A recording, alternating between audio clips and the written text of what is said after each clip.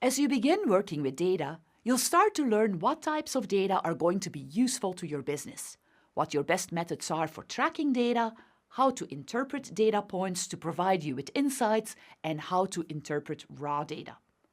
One more item to be aware of is understanding if you want to use sampled or unsampled data. Sampled data is exactly what it sounds like, a sample or selection of the larger dataset that represents the whole of the dataset. Why would you use sampled data? If you want to get insights about your customers, you'd ideally want to ask all of them. But often that's not possible. So you may take a sample of your customer base, knowing that their insights and feedback will represent the whole. For example, a movie theater launches a new self-service kiosk for tickets, and 1,000 people use it on the first day. The manager wants to get a sense of how the experience went, but it's too big of a job to talk to all 1,000 people who use the kiosk. What the manager would do is talk to a few users or a sample to get their feedback.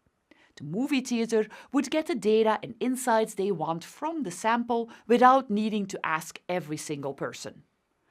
From the sample, the movie theater is able to make inferences on how to leverage and promote the new self-service kiosk.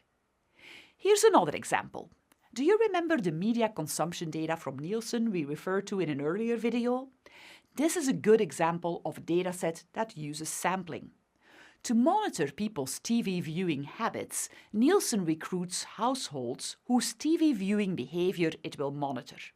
These people agree to be monitored, and they also fill out a questionnaire that provides Nielsen with demographic and interest data.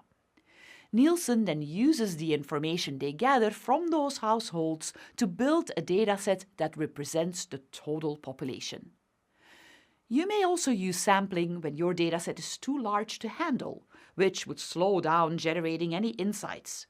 Using a sample of the data would give you a more manageable dataset with faster analysis time. And since the sample represents the whole, it should give you the same insights.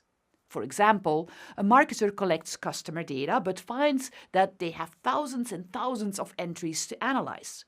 Working with that many pieces of data will take a lot of time and effort, yet pulling out a sample of that data, only 1,000 entries or a few hundred for instance, would give the same insights, just at a smaller scale, and would be much easier to work with. We discussed Google Analytics before. Marketers use this tool to monitor people's browsing behavior on their website or app. If you use Google Analytics on a very large website that is visited by many people, then Google Analytics will use sampling so it can give you access to your data and reports faster. What is unsampled data? Well, it's simply the whole population or dataset in its raw state. And there are certainly times when you'd use the entire population for your analysis purposes.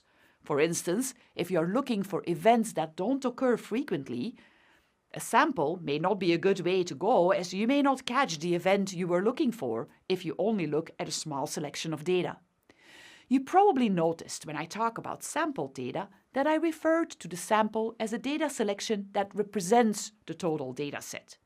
It means that we assume that the characteristics of the sample are the same as the characteristics of my total dataset.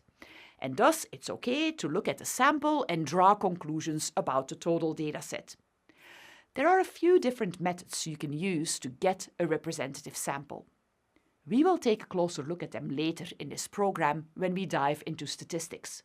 For now, I will just mention the most common method, random sampling, which simply involves picking members or entries at random.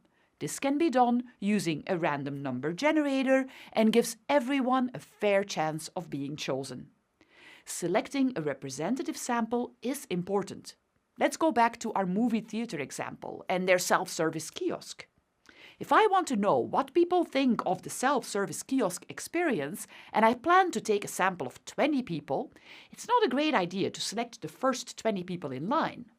By doing that, I may, for instance, pick only families with kids who are catching the morning show of a Disney movie. The self-service experience may be different for them than for the crowd that shows up later at night to see a romantic comedy. By randomly selecting 20 people throughout the entire day, I have a better chance of selecting a group that represents the full spectrum of theatre visitors. Marketers use both sampled and non-sampled data, and now you know what people refer to when they make the distinction. We'll dig deeper into sampling in a later lesson as well. In our next video, we'll look at differences in data collection and how they can be used to help your business.